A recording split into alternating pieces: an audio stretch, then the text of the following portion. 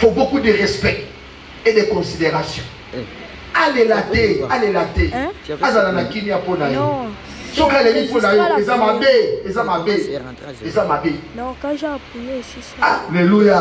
Amen. Et c'est ngeli boye ba kopambola. Basali. Azala les sengo.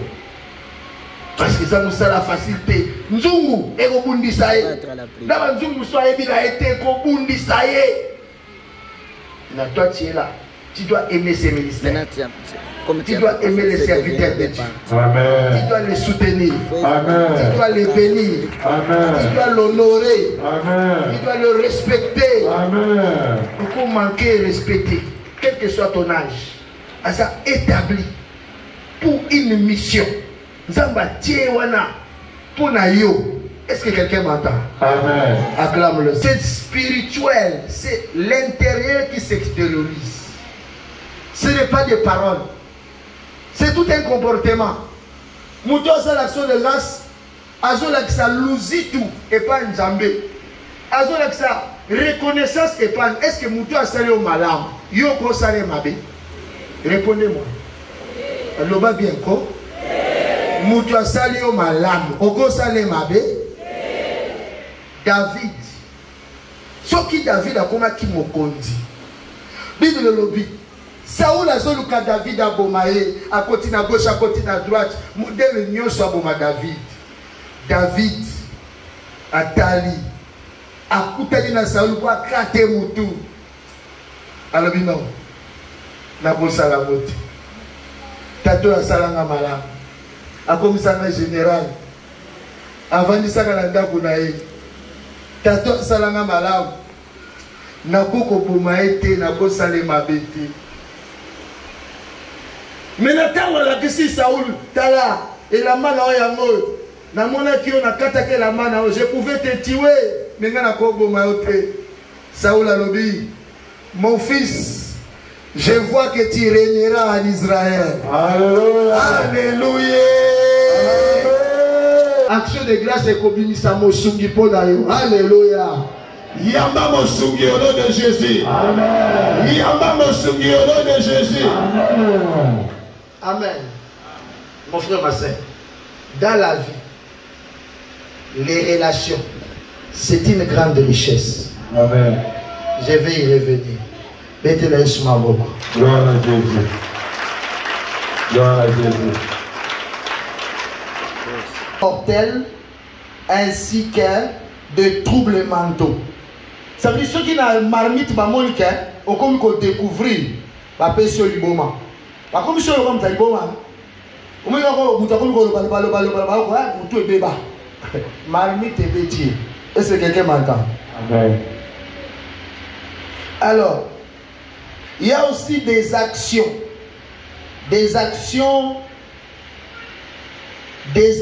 de guerre que moi j'appelle des opérations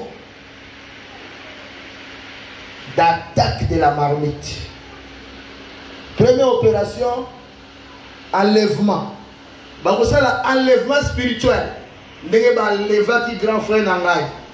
Azana kati ya Portugal, ba enlevé. Ba zuye donc tant mona ki faut tirer papa la ngawana. Ba yaki ndeko zoaye. Ba zoa qui est déjà mais comprendre qui. Donc le fait qu'à mon voiture on a besoin qui est déjà. Fallait ailler physiquement en Afrique. On a que les États-Unis. Le fait que nous avons l'autre batona toujours bunda. Bazaki de koya ko zwanga. Allez ba provoquer événement mon maman langa décidé kaka batuna su bazonga. Ou que nga pina sali na zonga ndenge ya nanga azongaki. Donc il y a opération d'enlèvement. Opération d'enlèvement oyo me bien aimé ndenge somona ke ozala libala mozo kamingai neti bazo tubo machacha obima okende okumo mona mobali yango malongate mwese yango malongate ozala musala okumi ko ima na musala yango na baye yango obaye yango tango zaki chômeur obayaki siko ozi musala komi obaye yo so comprendre te bali bazo mso à zéro. Ça veut dire que tu as une pression spirituelle pour te pour t'enlever dans la position de faveur et te placer dans la position de malédiction. Nous sommes là dans le ministère, mais à un niveau à sali bêtise moko et bébisi makamunios. Ndeba musomona azu fiancé à bien, fiancé on les autres qui ne malam. Les kuma kana suka akosala erreur moko kakabwe pa et bébisi makamunios. On les assistés m'enlève. Maloba loba makasi boko enlever ngate na kombo na Yesu. Boko enlever ngate na kombo na Yesu. Amen. Amen. Il crée aussi la confusion. Bako créer le timvundu moko ozomituna na salinini. Na salinini confusion moko terrible donc batio na kata confusion. Batie batunio sur la kata confusion pour kaka yo oza la pénaliser. Est-ce que quelqu'un m'entend? Vous comprenez ma kamna zolo ba? Ganga makasi na boy confusion la vie na la kombo na yo. Na boy confusion la vie na la kombo na yo. Des visions nocturnes. Des visions nocturnes hein, pour la couper ça yo ba message na bango moko ba programmer. Je venais juste de me marier. Je crois que c'était 2 que j'aime beaucoup. Lobalani Sika. Quand je me suis rencontré avec elle, Tomé Sanaki, comme si on était des amis depuis longtemps. Tokei, au commune Europe, dès que j'ai un appartement quelque part. Mais bien aimé, on va tomber. La lali. Na loti mwesi na ngazo finanga kingo. Malamuki asinso. Natali. Namoni asolala. Na continue kolala. Et les lisusu quelques heures na loti ke azo finanga kingo pena abomanga. Na lomboli loboko de bula beti agangi. C'est quoi? Babis. Yo finanga kingo. Changez-le facilement.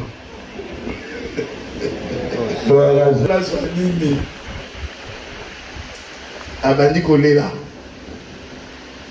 Ngamo ko Nathalie na comprendre que ah, ils sont spirituels. Amen. Alléluia. Amen. Nalali. Zamba bisinga. Batuana ya marmituana. Ba programmate ke yo bala. Siko bangonde bali ba présenter moi sina yo comme ndoki alingi abumayo. Ah, Jésus. la comprendre bango. Mais bien aimé. Toke ko luka musala. To esika. Luka musala na masina. Na comprendre kaka tena mona mtabwela sisi. Le Seigneur Moussala, la Moussala les anti. Laisse toujours voir là. Toujours mon abat Moussou, aïe le loup, pas baisser le sang. Aïe le lit, pas baisser le sang. Et là, il va baisser son sang. Tout le monde est là. Tout le monde est là. Toujours mon côté. Toujours mon vision, tout le monde. Yebi sabati baza musika. Makambo ezo le kalavi na biso. Bango ba yebisa biso soki biso tokomona te. Alors nous avons sali de Komoko en Afrique. Il y a une vision. Par exemple, Bisso, Tokei Poto, mais Tokei Poto. Est-ce que quelqu'un va dire? Alors, Tokei, mais ma femme bonne la mission de Saline. Alléluia. Amen. Alors, on a compris ce que ba image wana ezaki ba image ya marmite. Continuez ko bondela. Non seulement tozomona chaque jour nzamba sala tozana poto betolota apoto te. Hein? Ola la pena o loti ko apota giringiri. La mou dit oh. Mais chérie, moi aussi je fais un rêve bizarre, hein. Oui, moi je vais l'autre côté à ma kelele. Oh. Ils ont donné la pote de l'autre maman à kelele. Là malobé la biso histoire wana esilité. Ba réclamer bino bozonga. Alléluia. Amen. Est-ce que quelqu'un m'entend? Tombola le boko. Tombola le boko, le boko. Nguya ya marita libota. Nguya marita libota. Na kombo na Yesu. Na kombo na Yesu. Na pasoli bandoto na yo. Na pasoli bandoto na yo. Na kombo na Yesu. Na kombo na Yesu. Ndoto nyoso lotisanga. Ndoto nyoso lotisanga. Eko kisama te la kombo na Yesu. Eko kisama te la kombo na Yesu. Ndoto nyoso lotisanga to la kombo na nga. Ndoto nyoso lotisanga to la kombo na nga. A effacé amour la kombo na Yesu. Effacé amour la kombo na Yesu. Nguya na Nzambe. Nguya na Nzambe. Bundelanga. Moto nyonso ya njungwa libota. Moto nyonso ya njungwa libota. Oya zwa elongi nanga. Oya zwa elongi nanga. Bona kobundisanga. Bona kobundisanga. Na botoli elongi nanga ya kombo na ye. Botoli elongi nanga ya kombo na Yesu. Oya zwa elongi ya mwasi nanga. Oya zwa elongi ya mwasi nanga. Bona kobundisanga. Bona kobundisanga. Na botoli yango au nom de Jésus. Programme Nabino Ekosimba terre. Atapa le maire. Ekosimba terre. Programme ya divorce. Ekosimba terre. Programme ya blocage. Ekosimba terre. Programme ya freinage. Ekosimba terre. Oya kanganga. Landa kwa libota. Landa kwa papana. Landa kwa mamana. Lazobima, Lazobima, Lazobima, Abimi, Landa Kouana, la première maison, la première maison, Lazokende, Lazokende, Lazokende, Abiloko Langa, Abiloko Langa, Akokende Osika Lanzambe. Genèse chapitre 27, versets 21 à 31. Nous lisons Genèse 27, versets 21 à 31. Isaac dit à Jacob, approche donc et que je te touche, et que je te touche, mon fils, pour savoir si tu es mon fils Ésaü ou non. Jacob s'approcha d'Isaac, son père, qui le toucha et dit, la voix est la voix de Jacob, mais les mains sont les mains d'Ésaü. Il ne le reconnut pas, parce que sa mère était venue, comme la mère d'Ésaü, son frère. Et il le bénit, mon fils, afin que mon âme te bénisse. Jacob le servit, et il mangea. Il lui apporta aussi du vin, et il but. Alors Isaac, son père, lui dit, approche donc et baise-moi, mon fils. Jacob s'approcha de mon fils et commandeur d'un champ que l'Éternel a béni. Que Dieu te donne de la rosée du ciel et de la graisse de la terre, du blé et du vin en abondance. Que le peuple te soit soumis. Le fils de la mère se prosterne devant toi. Maudit ceux quiconque te maudira, et béni ceux quiconque te bénira. Isaac avait fini de bénir Jacob, et Jacob avait à peine quitté son père Isaac, qu'Ésaü, son frère, revint de la chasse. Amen. Amen. Acclamons la parole. C'est ici que nous allons comprendre les systèmes de la servitude. Vous voyez, quand on parle de la servitude, c'est en fait une forme d'esclavagisme où les gens sont soumis à une domination qui commande, qui dirige et qui vous exige de faire des choses que vous ne voulez pas, sans votre volonté. Vous êtes des esclaves. Et c'est comme ça que les étoiles de tout le monde. Et quand nous lisons cette histoire, nous voyons que Isaac est devenu vieux. Isaac voulait bénir ses enfants.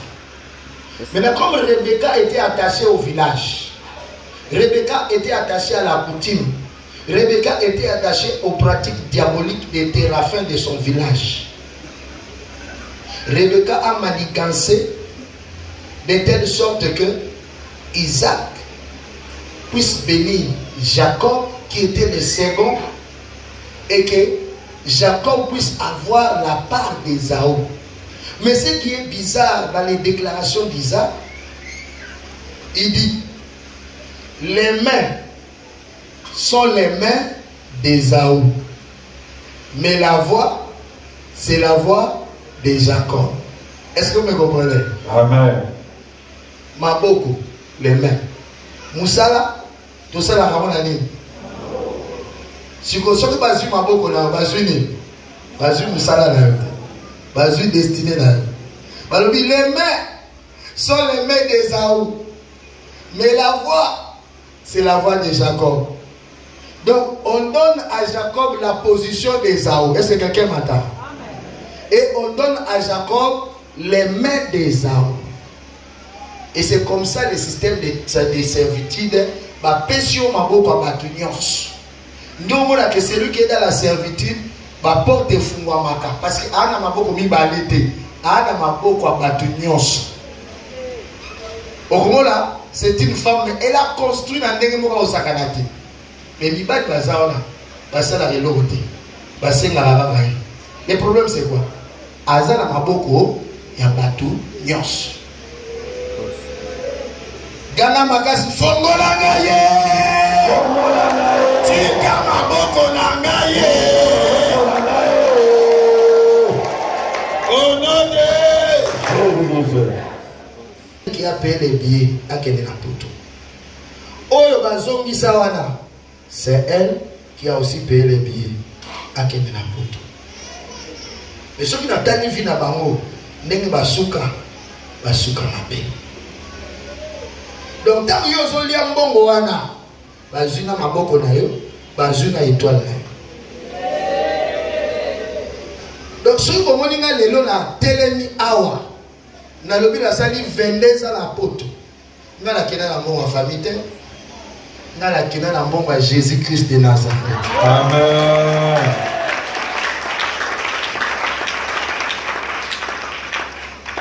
Pota munazotala, Seigneur a dit na tala vie à bandeko na yo. Oh no suba kenda na nzela wana basuka ndeni. Je vous dis 4 d'entre eux.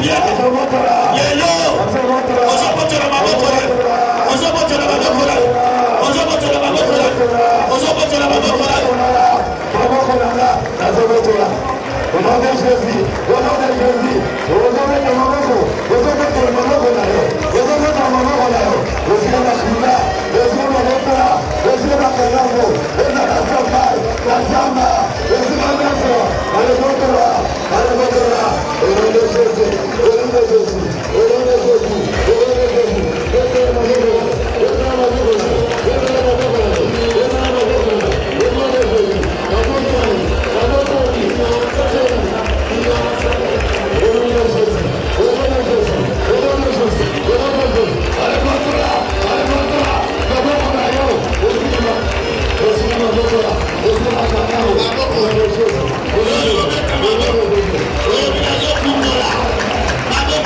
Amen.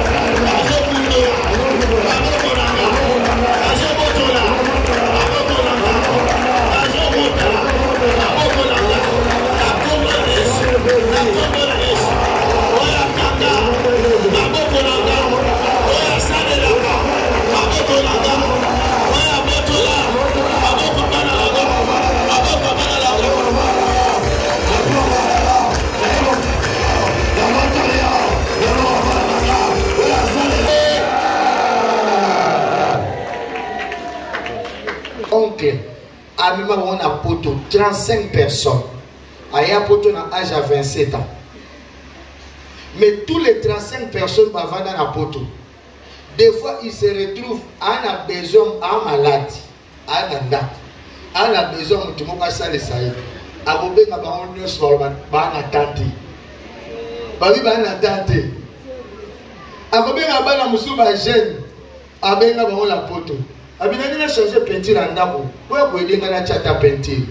On a attendre. À Bobé, on va pas attendre. On va comme la zone. Servitude. La solution, Moussala. Est-ce que vous me comprenez? Est-ce que vous me comprenez? Ce qui fait que, et ce qui est au bout de la Nzambe, mon frère. Il faut que dans ta famille, il y ait aussi des gens qui sont bénis. Que au Vandi Boye, papa Mboliope. Et ça la kayote. Ce qui est comme kakayo, ça m'a la moté. Mais tu ne peux pas porter le poids de tout le monde. Et c'est ça qui détruit les foyers même en Europe. Parce que moi, dans moi, c'est accueilli, à la carte servitude, il faut résoudre les problèmes en Afrique. Et comme ils sont hôpitaux, pas les gens mobile là. Ceux qui vont écouter, a fini. Moi, ça la mbongo et aider les bottes à exalter. Si vous comme un mbongo na yo, mbongo nanga. Si vous êtes tellement aux autres gênés à la quête, à Benganio, à Tikala libre, la divorce est belé. Quand on la servitude. Parce que mon a la servitude, il n'a jamais na mobali ou à compenser par ordre. Non, il faut la libre pour asala oya lingi. Parce que ma kacha marmite, on a déjà programmé. Alléluia. Nous allons lire un passage, c'est là que nous allons terminer. Lisons dans la parole de Dieu.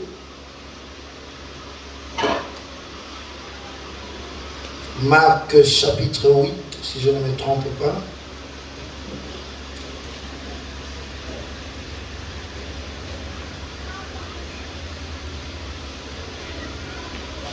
Disons dans la parole. Et c'est là que nous allons terminer pour voir Mutu Oyo Azalaka Tanzungu comment vous moyenez Azalaka. Disons la parole. Et c'est là que nous allons terminer pour ce soir. Nous allons continuer demain. Disons la Marc.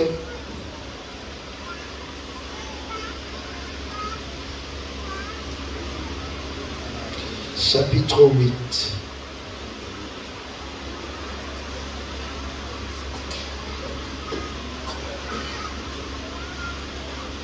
C'est Marc chapitre 8, Luc chapitre 8. Verset 26. Je commence à partir du 26e verset, j'ai lu au nom de Jésus. Au verset 35. Nous allons lire rapidement et nous allons terminer. Ils abordèrent dans le pays de Géraséniens qui est vis-à-vis de la Galilée. Lorsque Jésus fut descendu à terre, il vint au-devant de lui un homme de la ville qui était possédé de plusieurs démons. Depuis longtemps, il ne portait point de vêtements et avait sa demeure non dans une maison, mais dans le sépulcre. Et il vit Jésus, il poussa un cri fort. Et il poussa un cri, se jeta à ses pieds et dit d'une voix forte: Qu'y a-t-il entre moi et toi, Jésus, fils du Dieu très haut? Dit-il, car plusieurs démons étaient entrés en lui. Et il priait instamment. Il priait instamment Jésus de ne pas leur ordonner d'aller dans la pluie. Il y avait là, dans la montagne, un grand troupeau. Ceux qui le faisaient paître, voyant ce qui était arrivé, s'enfuirent et répandirent la nouvelle dans la ville et dans les campagnes. Verset 35. Les gens allaient voir ce qui était arrivé. Ils veulent... Acclame la parole. Acclame la parole. Amen. Parce que nous avons la journée de demain. Amen. Demain, c'était un fou. Et la Bible dit que cet homme habitait dans un cimetière.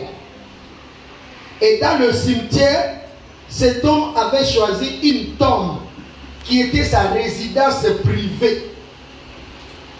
Il était vivant, mais il dormait dans la tombe comme un mort. Il pouvait rester dans la cité, mais la condamnation qui était sur lui l'imposait à dormir dans la tombe.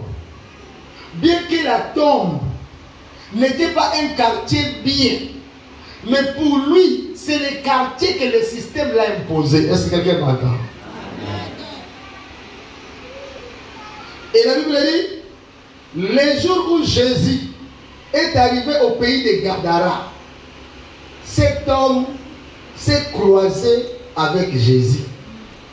C'est ce jour-là que la Bible dit, on a découvert qui l'a amené dans la tombe. Alléluia. Amen. Qui l'a amené dans la tombe? C'était des légions. Il fallait que Jésus puisse donner de l'ordre à ces légions-là. Batikaï, ou que Moutouana vit dans une maison normale.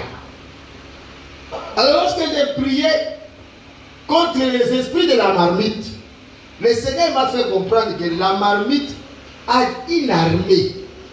Azala milimo na ye, milimo ya bakoko, milimo ya marmite, oye landaka bato. Soki elandi yo, ekoteli yo, ekokomisa lokola moto aliboma. Okolala, place oyo esengeli olala te. Okondima, makambo esengeli ondima te. Okobunga, destina na yo ebungi. Okomi lokola moto aliboma. Et c'est là que nous voyons certaines personnes sont allées vivre à Bango. Tantôt on a diplôme à monnaie, mais makambo malonga te. Asimba mbongo bébé, masala est l'autre côté. Pour l'année. Azam Taliboma, selon la marmite, Bachaye déjà système moko où il faut fonctionner la 4 naïe. Vous comprenez? Pour nous, a la dépression mentale, nous a la problème mental, et ça l'a que c'est quoi fonctionner sous bien té. Ça veut dire, ça veut dire, système on a moutou, Bachaye on va full. Et c'est comme ça avec la marmite. Batu on ne se met un problème à marmite. Bachaka bango système moko na mutu. Système on les a ba démon ils ont tambusa yo. Pour que ozala kaka ndenge wana o bango balingi. Ils ont téléguidé yo. Ils ont commandé yo. Et comme melisa o masanga et comme mema na vie et kobo et comme mema na makamuso zo comprendre te ndenge na komia. Pour na salibo yo moko tanto ko peso ba kanda moko ozo ko contrôler kanda na yote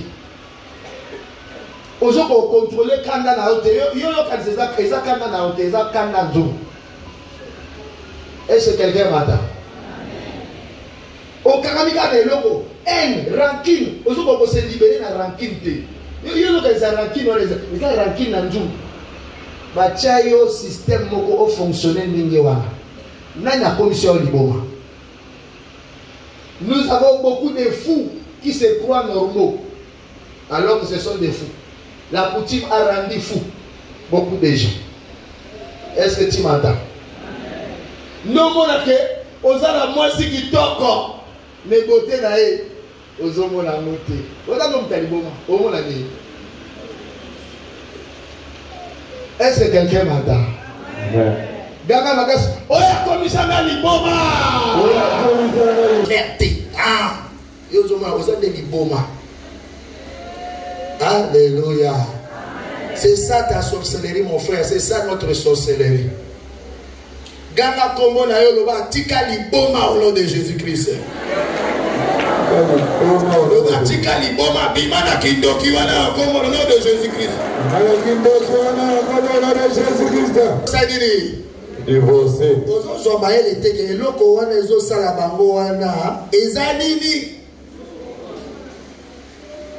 J'ai un frère comme ça, là où je suis. Grand frère Naya Liboso a divorcé. Oh, monsieur Swalandi a divorcé. Oh, monsieur Swalandi a divorcé. Divorce, c'est ma monios. Alors, il a commis la poto. A commis la poto, mais pas à moi, c'est à Kobala. A béni la famille d'ailleurs.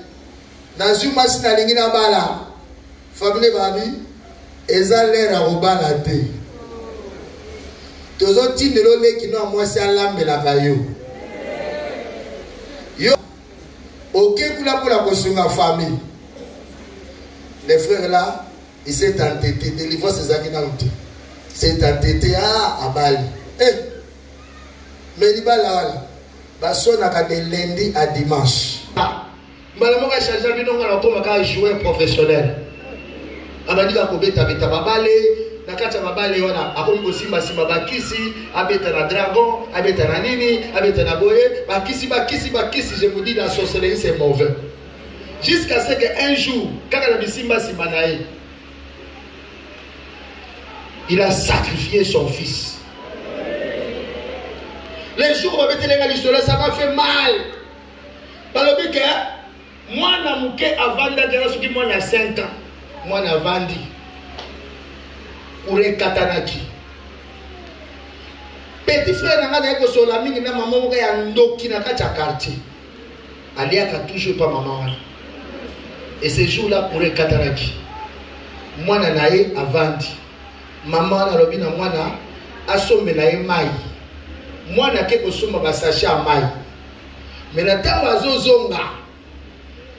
boyika la kisana ndenge ba câble bima wana ya courant mwana komi liboso a câble alinga kati sa câble sachet ya mai ekwei na câble le sachet kwei mwana lingi azwa sachet kure songi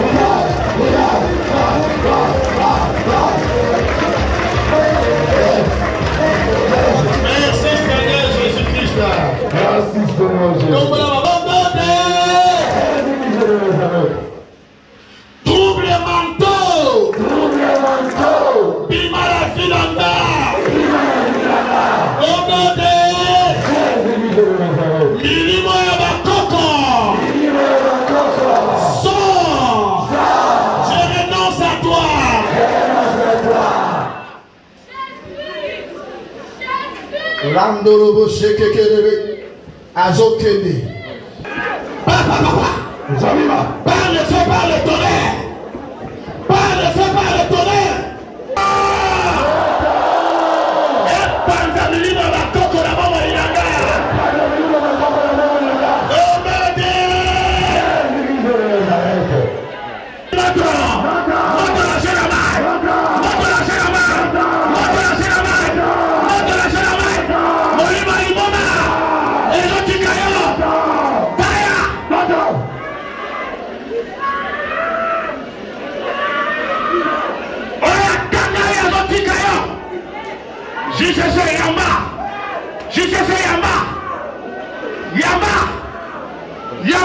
Normal au nom de Jésus-Christ. Amen. Cela s'accomplira cela se réalisera. Amen. Et ces paroles sont irrévocables. Amen. Et c'est là au nom de Jésus-Christ. Amen. Mettez-la sur ma voix.